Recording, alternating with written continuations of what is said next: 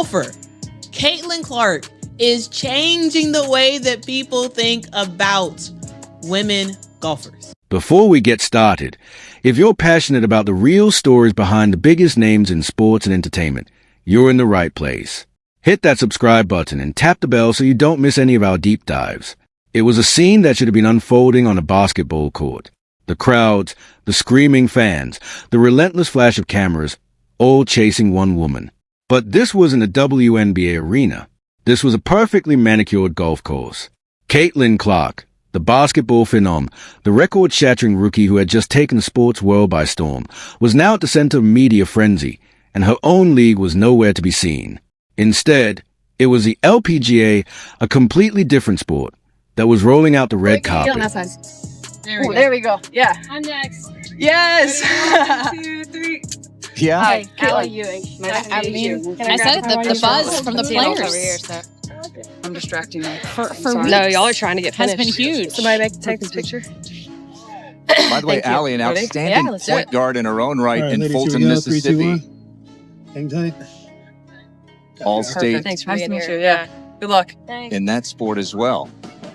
This wasn't just a fun celebrity appearance. This was a moment that exposed a deep, growing rift in the world of women's athletics. It sparked a firestorm of controversy, pitting two major leagues against each other and leaving fans to ask one burning question. Why was the LPGA doing a better job of celebrating Caitlin Clark than the very league she was transforming? Let's talk about her rookie season. What Caitlin Clark did for the Indiana Fever and for the WNBA as a whole wasn't just good, it was historic. We're talking about a generational talent walking through the door and immediately changing the game. She averaged 19, 2 points, 8, 4 assists, and 7 rebounds per game. Let that sink in. She wasn't just scoring. She was orchestrating the entire offense, seeing passes that seemed impossible, and launching three-pointers from distances that forced every other team in the league to completely rethink their defensive strategies. She became the first player in WNBA history to hit over 100 three-pointers and record 300 assists in a single season. She wasn't just playing. She was rewriting the record books in her first year. But the stats only tell half the story. The real magic was in the stands and on the screens. Indiana Fever games became the hottest ticket in town, with fans traveling across states just to watch her play. Sold-out signs were going up in cities that had never seen a WNBA game before. Kids, both boys and girls, were wearing her number 22 jersey, mimicking her iconic Logo 3 celebration in driveways across the country. Television ratings for her games exploded, shattering previous records by staggering percentages. Games that were once buried on niche sports channels were now being featured on primetime national television and drawing audiences that rivaled some major men's sports broadcasts. Nice to meet you. Thank you for being out here. It's very cool what you're doing for sports, kicking off on and off the field. But now, And here's the Caitlin Clark this is effect, great. Morgan, with Maria Fossey and other players out here following That's us. good. A lot of fun. Made it easy. Annika, could I steal you for a second? I don't think I'll have like bigger. I can't say bad stuff on TV, but Arenas that were once half full were now packed to the rafters, buzzing with an electric energy that was entirely new. She was, without exaggeration, an economic and cultural stimulus package for the league. Merchandise sales skyrocketed, and the league's social media platforms saw follower counts and engagement rates climb to unprecedented levels. She was a rising tide lifting all boats, bringing a level of mainstream attention, sponsorship interest, and cultural relevance that the WNBA had dreamed of for decades. This was the moment, the perfect storm of talent, charisma, and timing, a charismatic, incredibly skilled player capturing the public's imagination in a way that felt like a true paradigm shift.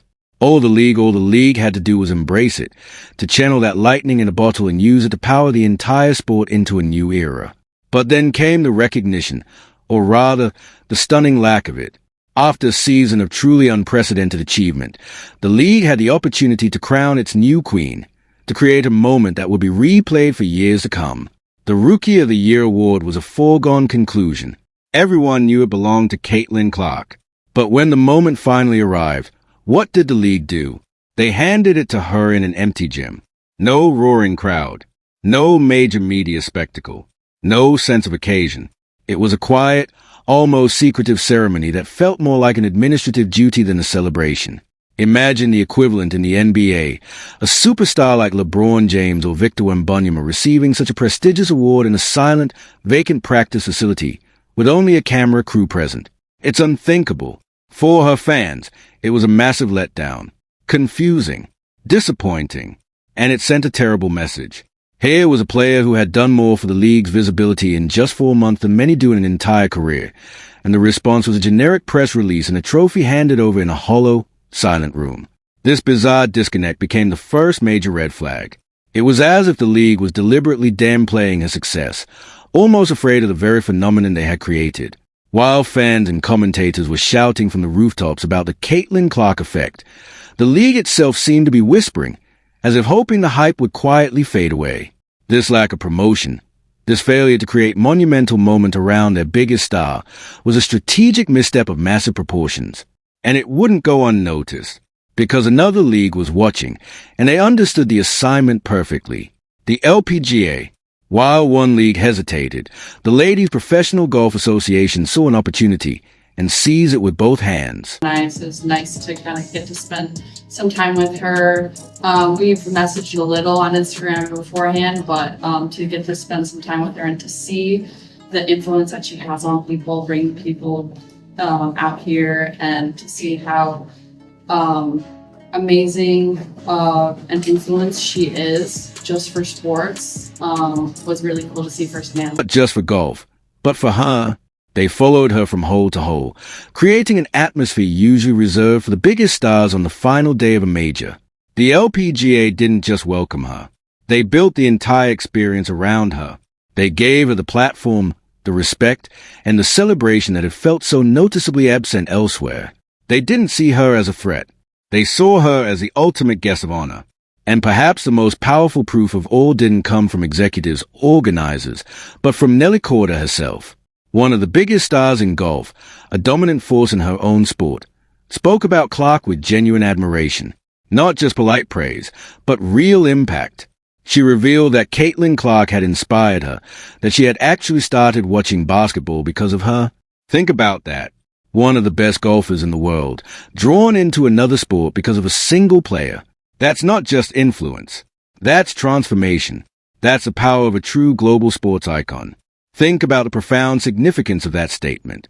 The number one female golfer on the planet, a player who has reached the absolute pinnacle of her own demanding sport, was looking to a rookie from another league as an inspiration. Not only that, she was so captivated that it actually changed her own viewing habits. That's real. That's authentic, athlete-to-athlete respect. The kind of organic endorsement that no multi-million-dollar marketing campaign can ever buy. Annika Sorenstam, the legendary host of the event, echoed that same sentiment. She called Caitlin Clark an inspiration for all of women's sports and highlighted the positive attention she was bringing to the entire athletic world. The message from the LPGA ecosystem was clear and unified. Caitlin Clark is good for everyone. Her success is our success. From top players to leadership, the LPGA wasn't threatened or overshadowed by her fame. They were energized by it. They saw her rise as a rising tide that could lift all of women's athletics.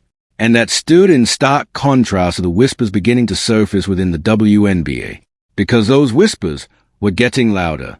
While the LPGA was publicly celebrating Clark, reports began to emerge of growing frustration behind the scenes in the basketball world.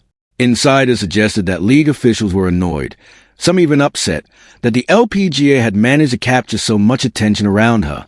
But that frustration felt completely misdirected. The real question wasn't why the LPGA succeeded. It was why the WNBA failed to create those moments themselves. Analysts and insiders began offering theories. Some pointed to jealousy among certain veteran players, suggesting that Clark's meteoric rise and overwhelming media attention may have created tension in the locker room. Others placed the responsibility squarely on league leadership, criticizing a corporate mindset that felt disconnected from how modern sports actually grow. The criticism was simple. In trying so hard to promote balance, the league became afraid to fully embrace a superstar. Their philosophy seemed to avoid favoritism at all costs, even if that meant missing out on a once-in-a-generation opportunity that could have elevated everyone. That tension, real or perceived, created a kind of paralysis. Instead of building major campaigns, documentaries, and primetime features around Clark, the league appeared to hesitate, almost as if waiting for the hype to fade. But the hype didn't fade. It simply found a better stage. This entire situation exposed a deep philosophical divide between two approaches to growth. On one side, the LPGA executed a modern, star-driven strategy to perfection. They understood that in today's attention economy, powerful individual personalities bring people in. And once they are watching, they stay for the sport. They didn't see Clark as a threat to their players. They saw her as a gateway, a bridge to new audiences. And it worked. Ticket sales surged. Social media engagement exploded. National media coverage reached levels that a typical Pro-Am event would never achieve. On the other side, the WNBA appeared stuck in a more traditional model, one that prioritized the collective over the individual. In theory, that sounds fair. In practice, it meant missing obvious opportunities and underutilizing their most marketable star. The NBA has never been afraid to build around icons like LeBron James or Stephen Curry. Those players aren't just part of the league, they drive it. By comparison, failing to fully embrace Caitlin Clark wasn't just cautious. It was costly. Millions in potential sponsorships, merchandise, and media deals were left on the table, all in the name of an outdated idea of balance. And fans noticed. They didn't stay quiet. Social media quickly turned into a courtroom of public opinion, and the verdict was harsh. The LPGA did more for Caitlin in one weekend than the WNBA did all season.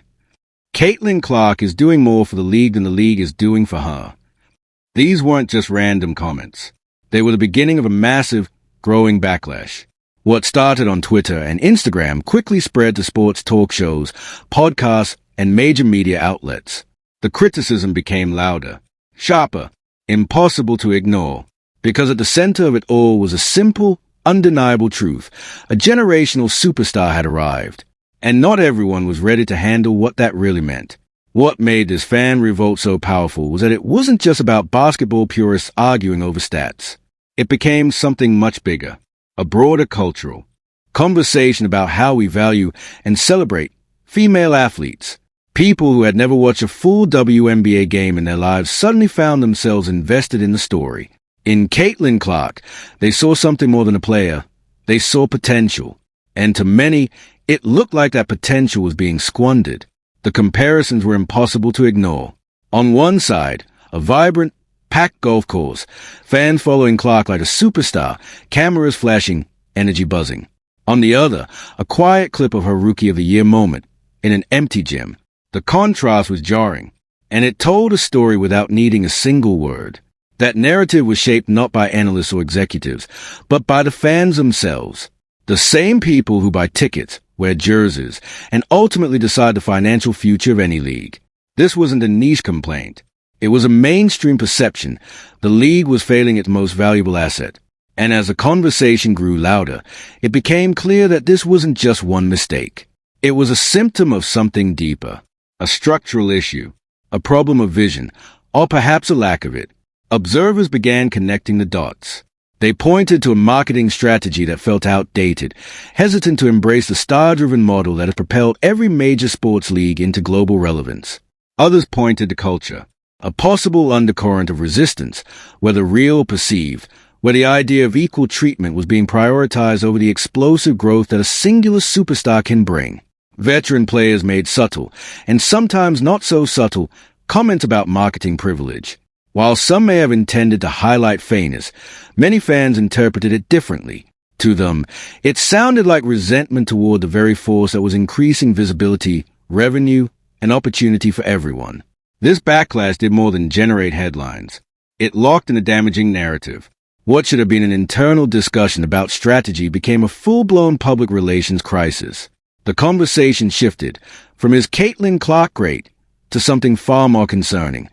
Why does her own league seem uncomfortable with her success? From a branding perspective, that shift was devastating.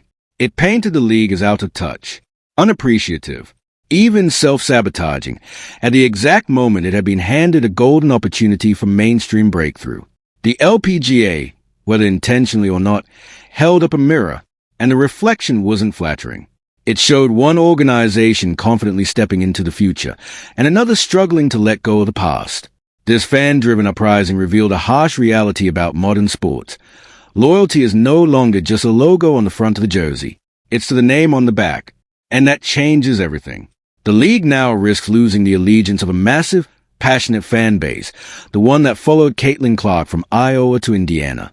If those fans begin to feel that their star is undervalued or mishandled, they won't just complain. They'll disengage.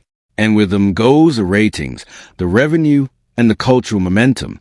The silence from league leadership during this storm only added fuel to the fire. For many, it felt like confirmation. So where does that leave everything now? This entire situation is a wake-up call, a defining moment, because what the LPGA demonstrated wasn't just smart marketing. It was a blueprint for the future of women's sports. It proved that embracing a superstar, celebrating individuality, and creating crossover moments isn't optional anymore. It's essential. Now the question is simple. Will the league learn from it or resist it? Because the stakes couldn't be higher. This isn't just about one player. It's about the future trajectory of the entire league. Caitlin Clark represents a rare opportunity, a player capable of transforming visibility, revenue, and global relevance almost single-handedly. But opportunity doesn't last forever. A gift, if left unopened, eventually loses its value. The blueprint is already there. The example has been set. Now the world is watching. Will the league step forward and run the play? Or let the clock run out on one of the greatest opportunities it has ever been given? If this deep dive into the unseen forces shaping the sports world caught your attention, and you want more stories that go beyond the headlines, let us know your thoughts in the comments. Do you think the league will adapt and embrace its stars? Or is this a missed chance that will be remembered for years to come? And for more content that goes deeper than the scoreboard, make sure you subscribe.